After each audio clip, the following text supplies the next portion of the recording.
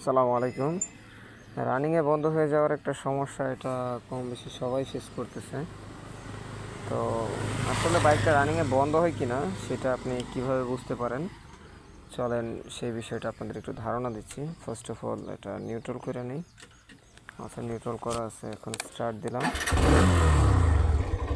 Start দেওয়ার পরে এখন কিন্তু অটোমেটিক চলতেছে, আমি কিন্তু পিক আপ দিচ্ছি না, পিক আপ দিচ্ছি না।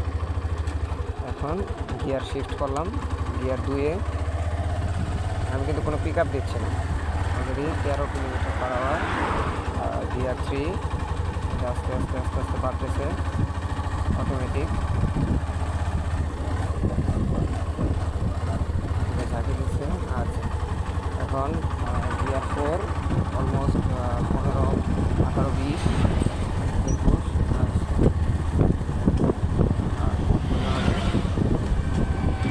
এবার অলরেডি গিয়ার 5-এ আছে, আবার একটু করে দিচ্ছি, গিয়ার শিফটিং দিতে হয়।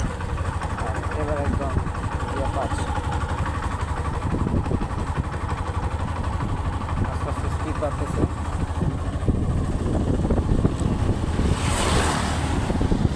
আমি কিন্তু কোনো হাত লাগাচ্ছি না। আপনি বাইকটাকে যদি নর্মালি যে রানিংয়ে বন্ধ হয়, এটা টেস্ট করার সবচেয়ে সুন্দর উপায় হচ্ছে আপনি এইভাবে টেস্ট করতে পারেন। দেখতেছেন আমি কিন্তু হাত লাগাচ্ছি না, কোনো পিক আপ দিচ্ছি না, অটোমেটিক চলতেছে। এটা যতক্ষণ তেল থাকবে আর রাস্তা যতক্ষণ ফাঁকা থাকবে, এটাও আজীবন চলতেই থাকবে এইভাবে, এটা বন্ধ হবে না। এটা অটো সিস্টেম, এগুলো ম্যাক্সিমাম বাইকেই এগুলো থাকে, সবগুলো বাইকেই। এখন আপনি টেস্ট করতে হবে, তো আপনি নিজের জায়গা থেকে আপনি টেস্ট করেন। আমি কিন্তু ক্লাসও চাপ দিচ্ছি না, একদম ফ্রি। এটা ইঞ্জিনের যে পাওয়ারটা আছে, সেই ইঞ্জিনের পাওয়ারটা দিয়ে কিন্তু এটা চলতেছে। গিয়ার রানিং আছে, অটোমেটিক চলতেছে।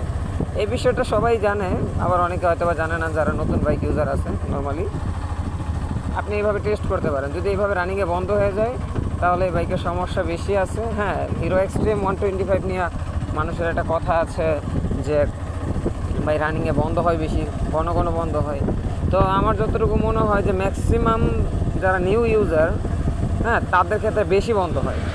হ্যাঁ, আমারও বন্ধ হয়েছে, এটা অস্বীকার করার কিছুই নাই।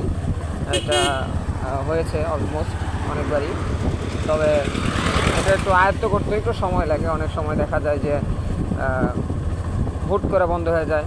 এফআই ইঞ্জিন, আমি সার্ভিস সেন্টারে গিয়েছিলাম, তারা আমাকে যেই ঘটনাটা বললো, এফআই ইঞ্জিনের কারণে নাকি এটা একটু সমস্যা হয়। এটা হওয়া নাকি স্বাভাবিক। তো যাই হোক, অসুবিধা নাই। এটা খুব চমৎকার রোড, শিমলতলি কী বলে এটাকে, অলমোস্ট ময়লার টেক থেকে হাতিয়া বোর্ড দিয়ে এটাকে পোড়াবাড়ি রোড বলে। তো চলছে গাড়ি সিএম4-এ এভাবে 24-25, অলমোস্ট 22-এর ওপরে গতি এটা থাকবেই। 50 গিয়ার হলে এটা কন্টিনিউ চলতে থাকে। তো এভাবে ট্রাই করেন, ট্রাই করলে ইনশাল্লাহ দেখা যাবে যে সমস্যা নেই। এই যে গিয়ার বন্ধ হয়ে যাওয়ার যে প্রবলেমটা, সেটা অনেকটাই কমে যাবে। হ্যাঁ, আর এটা আমি একটা ফেসবুক পোস্ট থেকে এটা আমি জানতে পারছি। এই বিষয়টা আমি নিজেও জানতাম না। তো এক ভাই পোস্ট করেছিল, তখন নাকি এরকমভাবে চলে। তো আমি একদিন টেস্ট করলাম, তো না দেখি সত্য কথা। তো আমিও বাইক ইউজার বলতে গেলে একদম পুরো পাকাপোক্ত, একদম পুরা প্রো রাইডার এরকম না। আমিও অ্যাজ ইউজুয়াল সাধারণ বাইকার, বাইক ইউজ করতেছি। এটা কিনা হয়েছে 3 মাস প্লাস। এর আগে নিজের আরেকটা বাইক ছিল, ওটা 7-8 মাস ইউজ করা হয়েছিল।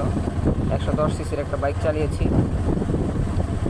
তো আর এত ভাই রাফ রাইডিং, ওই চিপা চাপাতা যাই, একদম প্রো রাইডার চিপা চাপাতা যায় ধুরুম করে আরেক গাড়িতে মাইরা দেওয়ার, আমার এত ভাই প্রো রাইডার আমি না। আমি নর্মাল রাইডার। আমি স্বাভাবিকভাবে বাইকটা রাইড করার ট্রাই করি।